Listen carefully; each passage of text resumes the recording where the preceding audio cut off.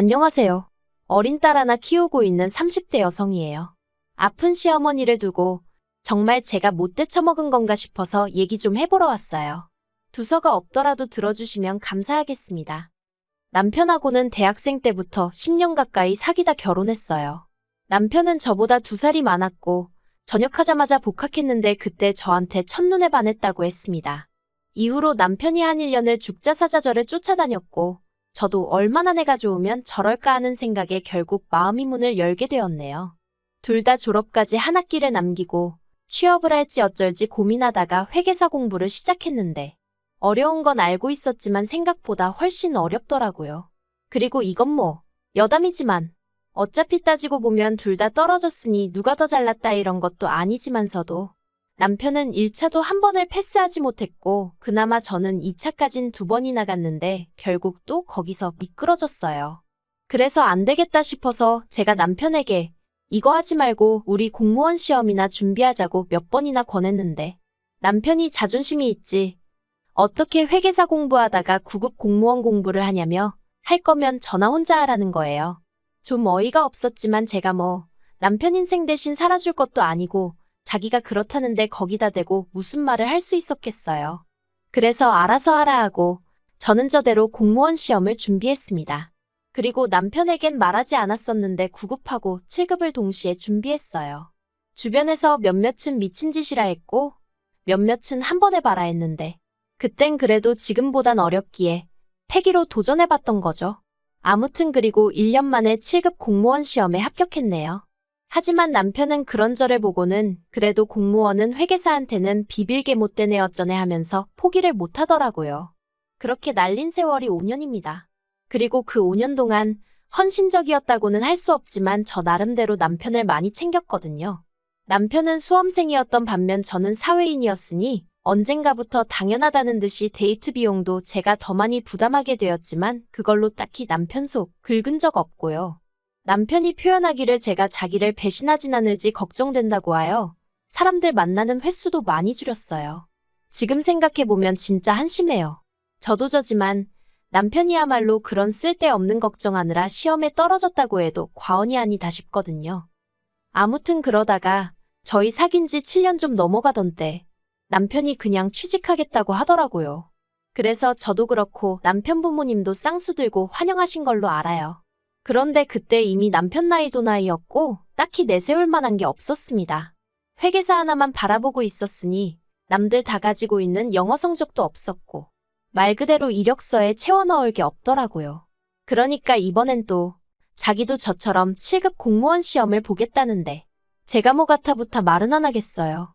하지만 시작부터 막말로 글러먹은 태도였고 절박한 사람들을 다 이겨먹을 만큼 좋은 머리도 아니었으니까 당연히 결과는 낙방이었습니다. 그래서 결국 남편이 시작한 게 학원 선생님이었어요. 그나마 초등학생들을 상대로 하는 학원이었고 이것도 아주버님이 당신 친구한테 부탁하여 어렵사리 들어간 거예요. 그리고 이 무렵 남편 쪽에서 결혼을 서두르기 시작했습니다.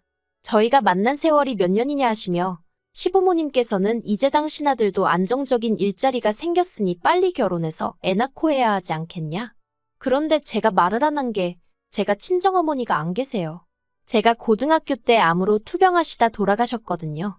그리고 이후로 친정아버지가 혼자서 저를 키워주셨는데 그래서 친정아버지도 제가 그냥 남편이랑 결혼했으면 하는 눈치셨어요. 시댁에서 제가 어머니가 안 계신 걸로 반대를 안 하는 것만으로도 어디냐 하시며 저희 친정아버지 사고방식이 말 그대로 옛날 사람이거든요. 그래서 어쩌다 보니 남편이 학원 들어가고 1년도 되지 않아 저희는 부부의 연을 맺게 되었습니다. 결혼하고 나서는 일부러 시댁에 더 자주 찾아뵙고 더 잘하려고 했어요. 이것도 다 저희 친정아버지가 그렇게 하라고 하셨거든요. 그래야 예쁨 받는다고 싹싹하게 잘해라. 엄마 없어서 이런다 저런다 소리 안 나오게 눈치껏 잘해라. 친정아버지는 나름대로 제가 시댁에 밉보일까봐 걱정이 많으셨으니 그런 잔소리를 하셨던 거예요. 그리고 저도 그런 친정아버지의 마음을 이해했기에 아버지 말씀대로 시부모님께 잘하려고 정말 노력했습니다. 원래는 제가 친정아버지는 물론이고 친한 친구들하고도 정말 급한 일이 아니면 문자로 간간히 소식이나 전하는 성격이었는데 남편 말로는 시부모님이 살가운 며느리를 원하셨다 해서 매일같이 아침 저녁으로 연락드렸고요. 신혼 후 처음 맞은 연말에도 시부모님을 저희 집으로 초대해 식사했고, 새해에 시댁에 와서 떡국 좀 끓이라시길래 해본 적 없는 요리였지만 인터넷 뒤져가며 요리책 찾아가며 정성 다해 한상 차려드렸고요. 구차해 보일까봐 하나하나 나열할 순 없지만 저 정말 최선을 다했습니다. 그런데 아주버님이 재혼을 하셨거든요. 원래 형님하고는 제가 남편과 결혼하기 전에 이미 이혼한 상황이었기에 원래 형님이 어떤 분이셨는지 어쩌다 이혼을 하게 되신 건지 그런 건 모르지만 아무튼 재혼을 하셨어요. 아주버님한테 3살 난 아들도 있었는데 상대는 초혼이란 말을 듣곤 정말 사랑하나 보다고 대단하다 생각했죠. 그리고 더 놀라운 사실은 아주버님과 재혼한 상대가 모 중견기업의 딸이라는 거예요. 그런데 뭐 그쪽 집안이 가정사가 복잡해서 언론에선 딸이 없다고 한다며? 어쨌든 나중에 기업을 물려받을지도 모르네 어쩌네. 솔직히 저는 들으면서도 그렇구나 하고 말았는데 저 빼고 다른 시댁 식구들이 어찌나 새형님을 대단하다 치켜세우던지. 심지어 저희 남편까지도 말이죠. 아무튼 그래도 뭐 그러려니 했습니다. 형님이 대단한 집 출신인 거는 말 그대로 형님 팔자고 저는 제 팔자가 따로 있는 거고 그렇게 생각했지. 그걸 비교하면서 제 스스로 주눅이 든다던가 그런 건 없었죠. 그런데 어머님은 형님과 저를 어찌나 대놓고 차별을 하시던지. 저랑 남편이랑 결혼하던 당시 시댁에서 5천만 원을 지원해 주셨고 저는 제가 모아둔 돈이 있었기에 따로 친정아버지께 손을 벌리진 않았어요. 솔직히 말해서 남편이야 벌어놓은 게 전혀 없었으니 시댁에서 도와주시는 게 당연하게 느껴졌던 것도 사실이에요. 결혼 자체도 시댁에서 서두르길 바랬으니 시댁에서 돈을 해주셨다고 해서 그게 눈물나게 감사하고 그런 건 없었죠. 하지만 아주버님이 재혼하던 당시 형님 쪽에서 집을 해왔거든요. 그러니까 그때부터 어머님이 저하고 형님을 비교하고 차별하기 시작하셨죠. 누구는 빈손으로 덜렁덜렁 시집을 왔다며 이래서 가정교육이 중요한 거네 어쩐 거네. 근본이 어떻고 저떻고 하시는데 제가 무슨 얼마나 대단한 집안에 시집을 온 것도 아닌데 이런 소리까지 들어야 하나 싶대요. 그래서 한 번은 저도 약도 오르고 그래서 일부러 어머님 들으시라고 그랬어요. 여자 직업으로 7급 공무원이면 어디서 빠지는 것도 아닌데 주변에서들 저더러 왜 그렇게 빨리 시집 갔냐 아깝다 그런다고요. 그랬더니 어머님이 뭘 하셨던 줄 아세요? 그거야 하자 없는 사람들 이야기고 그러시는 겁니다. 그러니까 그동안 저희 어머님은 친정어머니가 안 계신 게 제 하자라고 생각하셨던 모양이 돼요. 그리고 그때 진짜 정이 떨어진다는 게 이런 거구나 싶었습니다. 그래도 제 딴에는 아무리 못난 남편이어도 남편 낳아주시고 키워주신 분이니까 잘해드리려고 했는데 그냥 더는 아무것도 하기 싫어졌어요. 그래서 이후로는 제가 먼저 거리를 두기 시작했는데 더 속상했던 건 뭔 줄 아세요? 제가 거리를 두던 말던 어머님은 관심도 없으셨다는 거예요. 차라리 남편을 통해서라도 괘씸하다 서운하다 하셨으면 모르겠는데 말 그대로 저한테 쥐똥만큼도 관심이 없으시더라니까요. 그러다 결혼한 지 3년째 되던 해 제가 딸아이를 낳았는데 그때도 병원에 오셔서는 제 얼굴을 쳐다보지도 않으셨어요. 오히려 세상에 나온 지 얼마 되지도 않는 그 조그마한 아이한테 머리가 크다느니 콧대가 주저앉았다느니 서운한 말씀만 잔뜩 해대셨죠. 그리고 이후로도 저희 딸을 예뻐하신 적이 없어요. 안아주신 적도 거의 없어서 지금도 저희 딸은 어머님을 보고도 멀뚱멀뚱 낯을 가려요. 친정어머니가 안 계시다 보니 외할머니 정을 느낄 수가 없잖아요. 그래서 친할머니 정이라도 알게 해주고 싶었는데 어머님이 먼저 선 딱 긋고 벽치고 계시니 야속하지만 어쩔 수가 없었습니다. 솔직히 저를 안 이뻐하시고 새형님에 비해 저를 깔보시는 거 얼마든지 그러려니 할 수 있었어요. 그런데 저희 딸한테까지 그러시는 게 하루하루가 지날수록 더욱더 원망스럽고 야속하고 그래서 어머님이 어떻게 생각하시건 간에 저는 제 안에서 마음을 접었어요. 어머님에게 일말의 기대도 남기지 않았고 어떤 미련도 갖지 않기로 했죠. 남편에게도 대놓고 말했습니다. 당신도 보다시피 어머님한테는 형님이나 며느리진 않은 남보다도 못하다. 당신 손녀도 나 몰라라 하시지 않냐? 그러니 더는 나한테 며느리 돌이니 뭐니 기대하지 마라. 그런데 웃긴 건 남편이 기껏 한다는 소리가 저더러 며느리 도리를 했으면 얼마나 했다고 그렇게 말을 하렵니다. 형수야 툭하면 어머님 모시고 나가서 좋은 거 먹여드리고 비싼 거 입혀드리고 그러지만 저는 거기에 비하면 뭘 얼마나 했다고 그렇게 삐졌냐고요.